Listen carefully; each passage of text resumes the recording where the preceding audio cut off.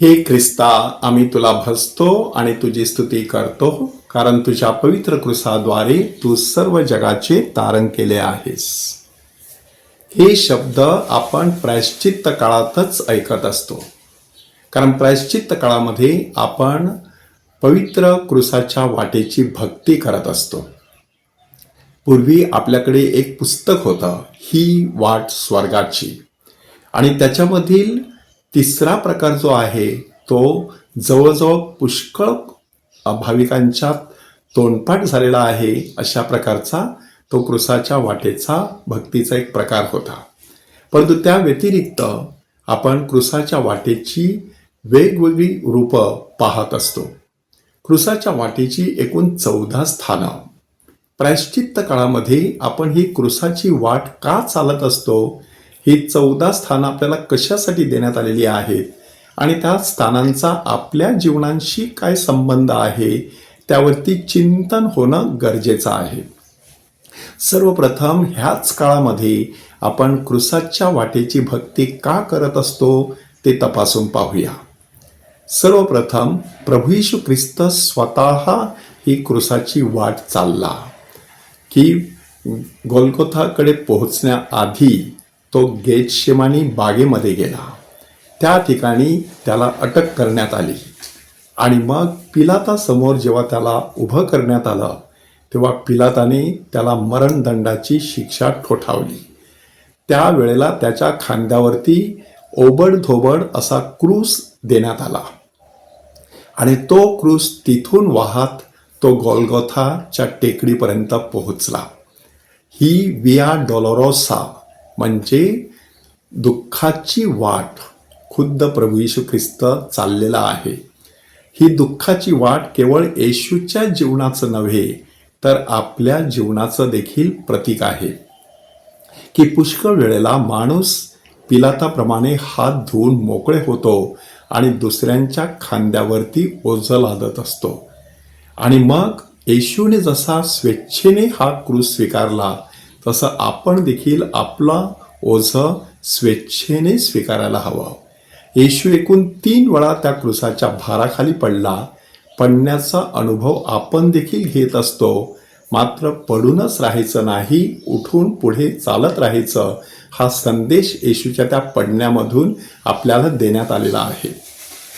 त्या व्यतिरिक्त प्रभू येशू ख्रिस्ताला वाटेवरती काही महत्त्वाच्या व्यक्ती भेटल्या. पहिली व्यक्ती होती पवित्र मरिया. त्या पवित्र मरियेने केवळ आपल्या उपस्थितीने प्रभू येशू ख्रिस्ताचं दुःख हलकं केलं. त्यानंतर शिमोन सिरेनिकर ह्याने तर येशूचा क्रूस आपल्या खांद्यावर घेतला. वेरोनिकाने येशूचा विद्रूप चेहरा आपल्या रुमालाने पुसून टाकला आणि जेरुसलेमच्या कन्यांनी येशूचं सांत्वन करणारे अश्रू ढाळले. ह्या सर्व व्यक्तींकडून एकच गोष्ट आपल्याला शिकायची आहे, की आपापल्या परीने आपण दुसऱ्यांच्या क्रूसाचा भार हलका करण्यासाठी प्रयत्नशील राहिलं पाहिजे. येशू एकदाचा कालवारीवरती पोहोचला आणि त्याचं वस्त्रहरण करण्यात आलं.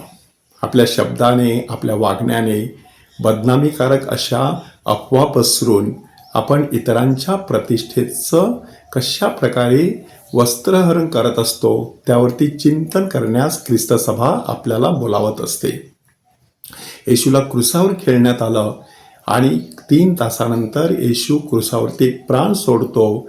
ही अत्यंत वेदनादायक क्लेशकारक अशी घटना आपल्यासमोर काय सादर करत असते, की देवाचा पुत्र एवढा आज्ञाधारक झाला की त्याने मरणापर्यंत देखील आज्ञाधारक राहून परमेश्वराची इच्छा प्रमाण मानली.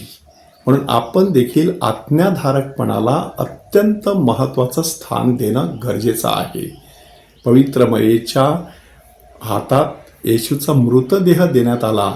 अशा कितीतरी मातांनी तो अनुभव घेतलेला आहे. आपल्या पुत्राचं किंवा आपल्या कन्येचं मरण पाहण्याचं भाग्य त्यांच्या वाटेला आलेलं. आणि अशा प्रकारे ख्रिस्त सभा आपल्या दुःखामध्ये सहभागी होत असते. येशूला थडग्यात पुरण्यात आलं ते आपल्याला दफनभूमीची आठवण करून देत आहे, की आपल्या दफनभूमीत आपली माणसं चिरविश्रांती घेत आहेत, ह्या दिवसांमध्ये त्यांची खास आठवण करून आपण त्यांच्यासाठी प्रार्थना केली पाहिजे. क्रूसाची वाट चालत असताना क्रूस आणि ख्रिस्त ह्यांचं नातं असतं हे आपण विसरून चालायचं नाही. जर आपण ख्रिस्ताविना क्रूस पाहिला तर आपल्याला तो मोकळा वाटतो, परंतु क्रूसधारी ख्रिस्त आपल्याला प्रेरणादायी वाटत असतो. त्याच्या मागे चालण्याचा निर्धार करूया. हे प्रभो आम्हावर दया कर, हे प्रभो आम्हावर दया कर.